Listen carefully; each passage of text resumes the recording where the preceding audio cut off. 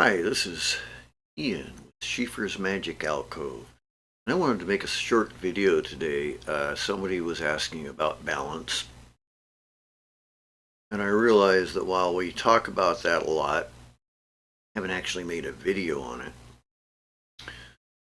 So I'll put the talisman video after this. But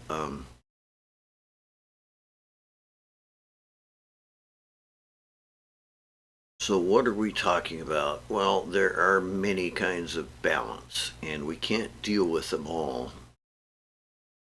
So we're going to deal with one of the most fundamental aspects of balance, and that's the elemental balance.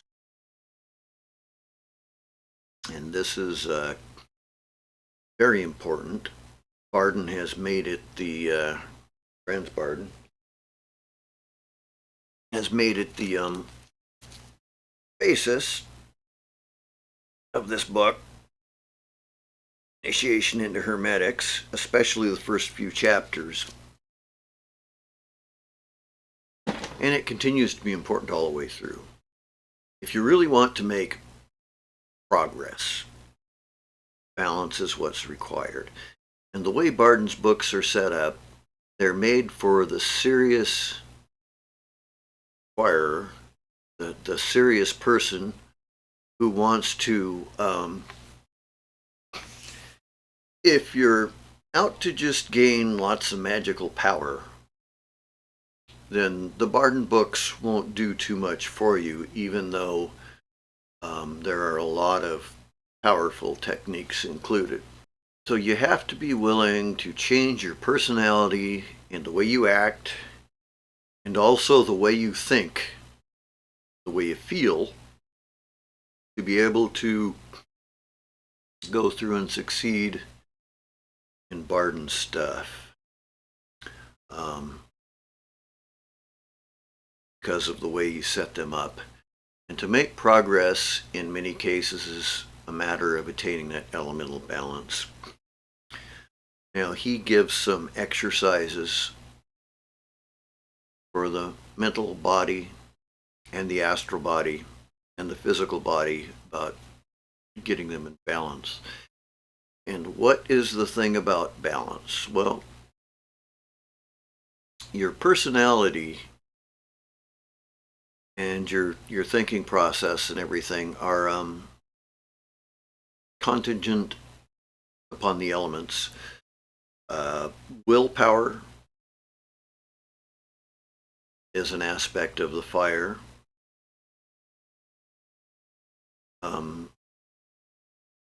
You have to know, to will, to dare, and to keep silence, which Bardon addresses in the mental realm with certain exercises. The first one, to know, he addresses simply with the air element, that is, being observant, being able to observe your thoughts, being able to observe your surroundings without being distracted by other things. You know, if you're talking the fiery aspect of will, he puts your concentration in there. Concentrate on one subject for at least 10 minutes.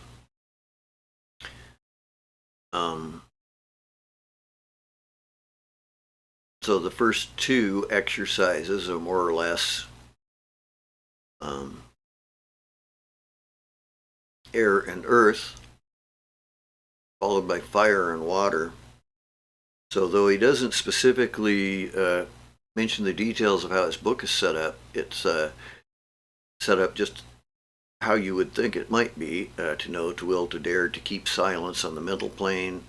Astrally, you know, same thing, mental balance or astral balance. And what this means is your balance affects how you act, how you feel.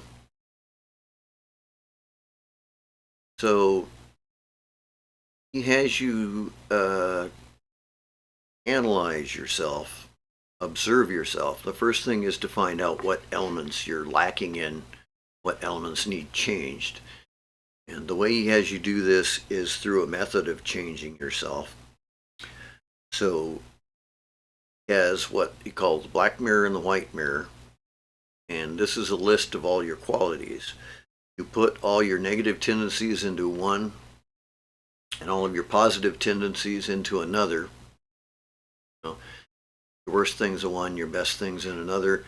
And then this gives you a view, which he calls a magical mirror of yourself.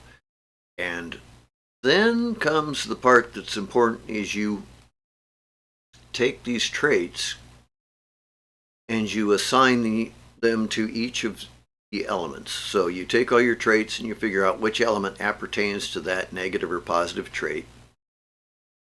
Then you put them in there. And then the trick is you see which elements are predominating. And you want to bring the others up to match those. So,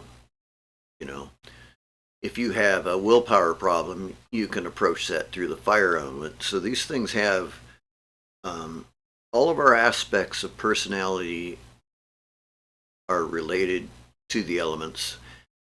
And we find out by analyzing those things which element is predominant. Then we can bring the others up to match. And the way Bardon has you do that is through several methods. One is using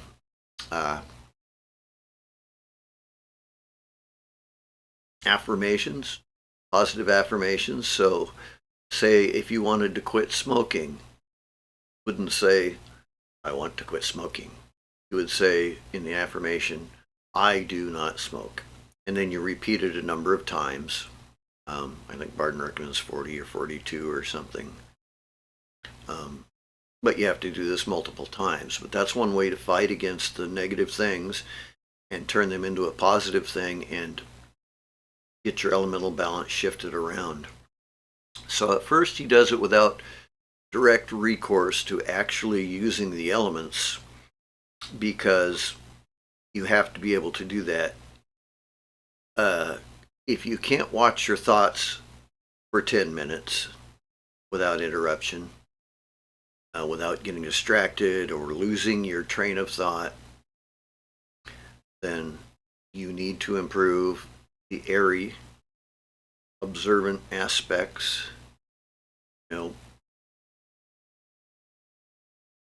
If you have a problem with anger, that's obviously fiery. So some of them are obvious and some of them will take a lot of thought, but it's well worth doing, because then you know which elements are predominant and which elements are lacking. And they will also all affect your personality and the way you think. If you're lacking in water, for example, you may lack empathy.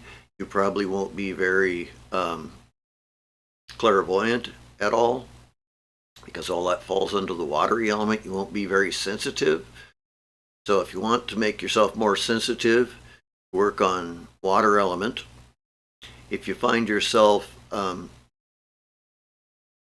being, well, I guess what most people would call lazy, but where you sit around and you take, for instance, say you have too much of the water, and then you're sitting around, you're just, you don't want to get moving, it's hard to do things. If your water is almost like overindulgence, that would be a better way to put it.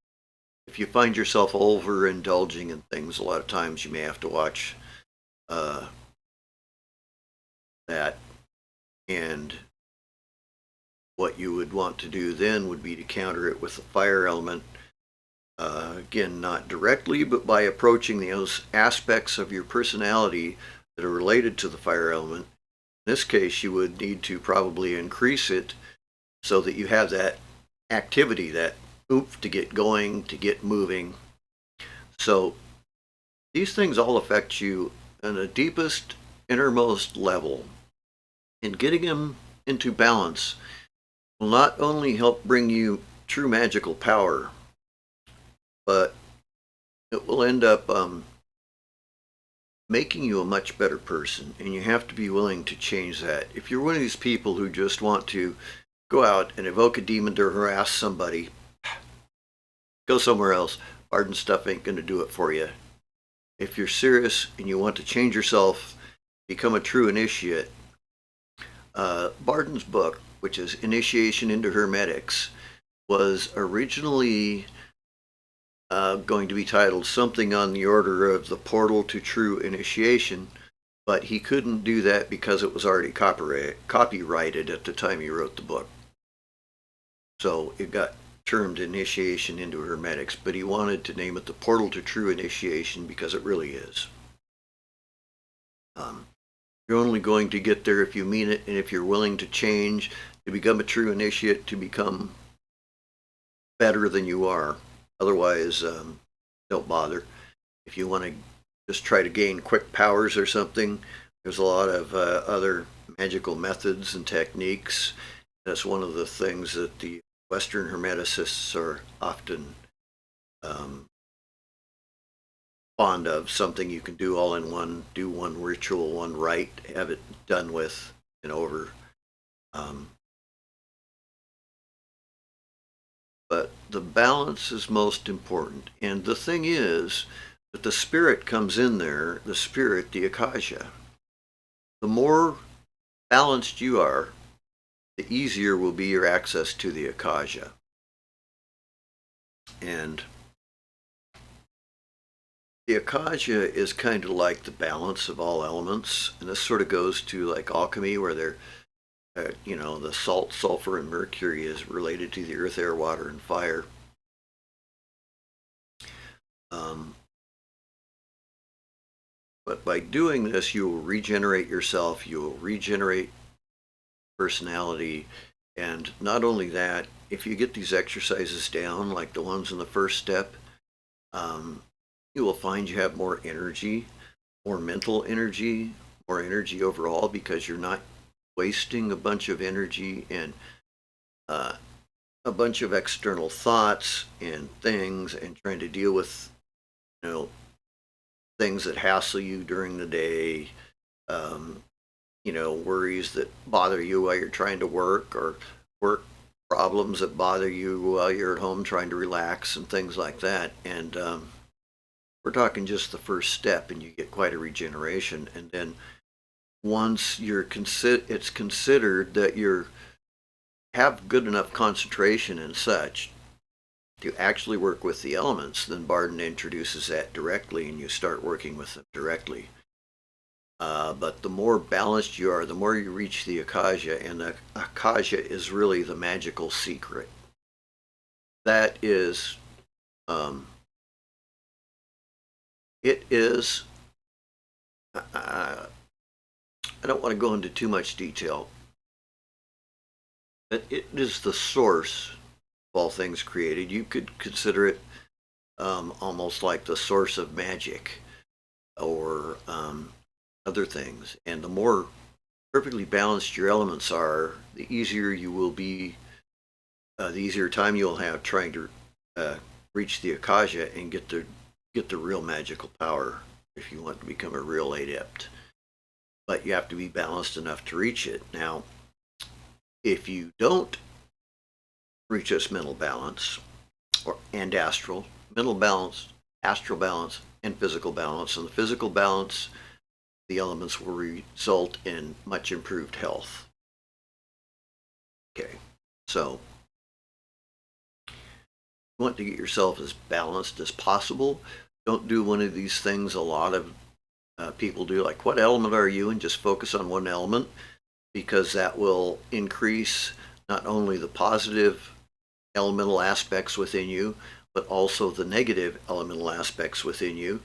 And if you're working with fire, so you can have a really good willpower to make things, really will things into existence, and you're not balanced enough to be doing that, then you'll end up with a excess of fire. You get angry, irritable, seem like every little thing comes along, just like gets under your skin, things like that. So it can make you sensitive in bad ways. And the solution to that, again, is the water element. In this case, you can wash off those bad things. Water is very useful.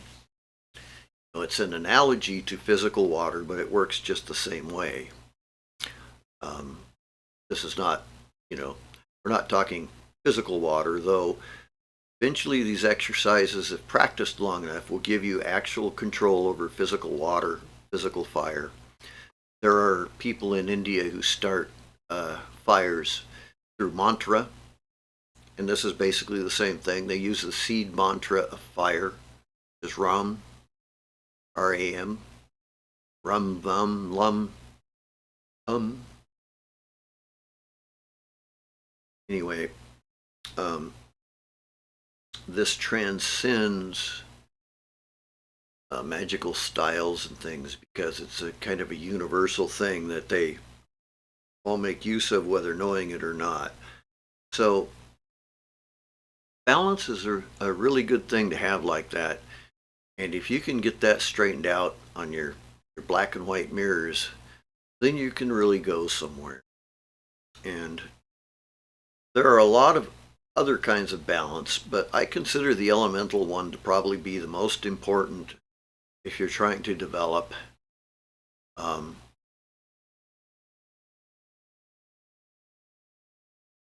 you'll find yourself being more centered, and it kind of you can reach these other options more easily, acting, whether you need fire for action or water for sympathy, passion, or love.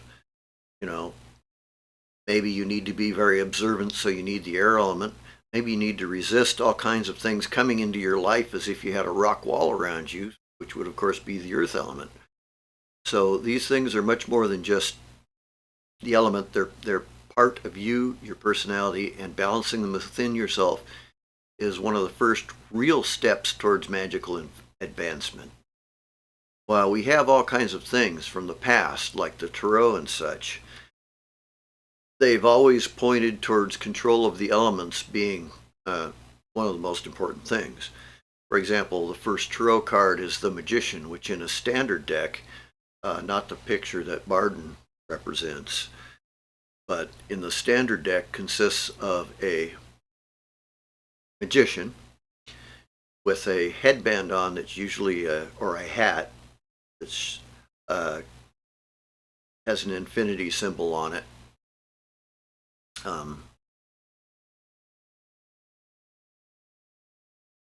And what else? Got one arm pointing up in the air, which may be holding a wand, usually is. One arm pointing down towards manifestation. Got one arm up, one down.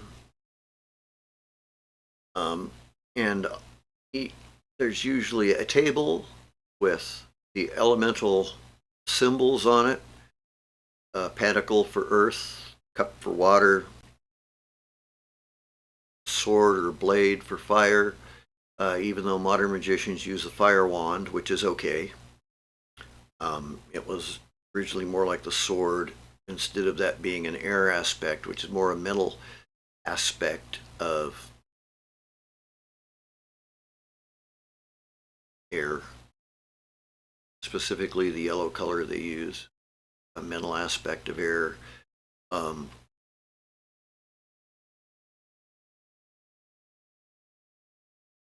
So I think that's about it. The better you can make your mental or your balance, of course, the better things are going to be for you, and that includes on Earth. Now, if we wanted to mention another type of element, another type of balance we could be talking about is, I'm sure some of you viewed my Tree of Life thing with the 10 spheres and those 10 attributions. So those have qualities like number 6, Tippereth, yellow sphere in the center, the sphere of the sun, is equivalent to complete harmony and beauty.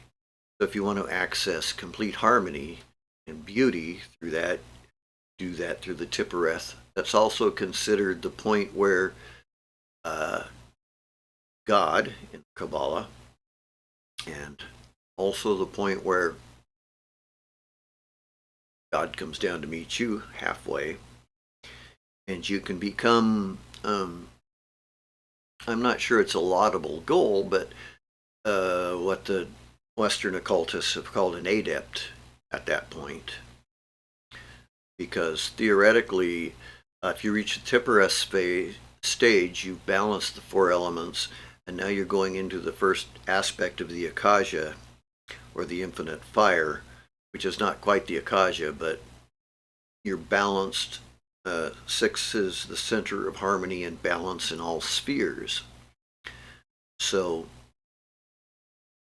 there you go with that. Without being balanced those ways, you won't see the true perception of beauty, the true perception of harmony and what it really is, because you just haven't reached that stage yet. So if anybody is concerned about balance, I recommend they go with Bardon's book, because I've never seen a better way to help you try and achieve it. And also I might add that in some cases it can be very, very difficult.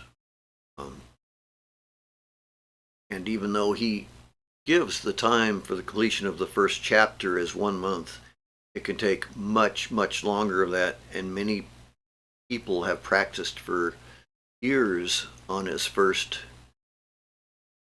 chapter. Not that many, most of the people go through it, but sometimes you can just get clogged up with something and you just can't achieve an aspect of concentration or something. But in general, it's by far the best thing I know, and it will help you with that balance, and it will regenerate. That balance will regenerate your personality, the way you feel, the way you think, and eventually, like I say, when it gets down to saving energy, it will end up resulting in better physical health, though that usually takes a little bit of time, but that's part of Bardon's practice also. He recommends there are a couple of other methods of getting into balance that you can use. One of his prime ones is what we would know as the Eucharistic Mystery. In other words, you're charging up food or drink, and you are taking that in, and taking it in, picturing it being transmitted to your bloodstream and to the Akasha from there, because the blood is where the blood is your connection to the Akasha. The blood and the sperm, and in female cases the ovaries, testicles and ovaries. So by imagining it getting into your blood and spreading throughout, you send that into the Akasha to come back down and filter back down and try to accomplish your goal, which to start with for sure should always be related to self-improvement and removing your own obstacles that you have within, things like that. So even the first chapter of Bardon's book can make a huge difference in a person's lifestyle if they want to follow it and actually become harmonious. And I would certainly recommend that. And I would extend this to everyday objects. Be harmonious with the objects you use every day. Don't insult them. I used to have a big problem. I wouldn't call it, say it ever became a problem, but I would fix electronics things, which I still do, but I would cuss them, get mad at the tools if a screwdriver slipped or something, which is just dumb, but don't even get in the habit of saying, "Oh, you stupid screwdriver," or anything like that. Don't disrespect any of the things around you. And I think you will be surprised to find the difference that will make, especially if you're trying to do something like I am, like painting. You don't want to disrespect your medium. You don't want to disrespect the paintbrushes. You don't want to disrespect canvas, especially not the painting you're trying to make. Just curb your little speech patterns and curb that disrespect for things. And even if it's a rock you stub your toe on, try not to disrespect the rock. It's like it didn't do anything to you, it was just there. You stubbed your toe on it. Don't get mad at the rock, kind of thing, but that can really rejuvenate your personality anyway. I didn't want to continue this too long, so I think I'll consider it good for now on balance, but feel free to ask any other questions about balance you might want. And I just wanted to add something that Coyote told me once. And Coyoteism for today, Coyote told me, was you can't climb to heaven on a ladder made of wood. And there's more of a deep meaning to that than, but also the superficial meaning, the obvious meaning is also accurate and a funny way to put it. So I like that. You can't climb to heaven on a ladder made of wood. These are all about making spiritual progress, say. So, blessed be everybody. Thank you for watching this video. You have a wonderful rest of your day or night. Blessed be.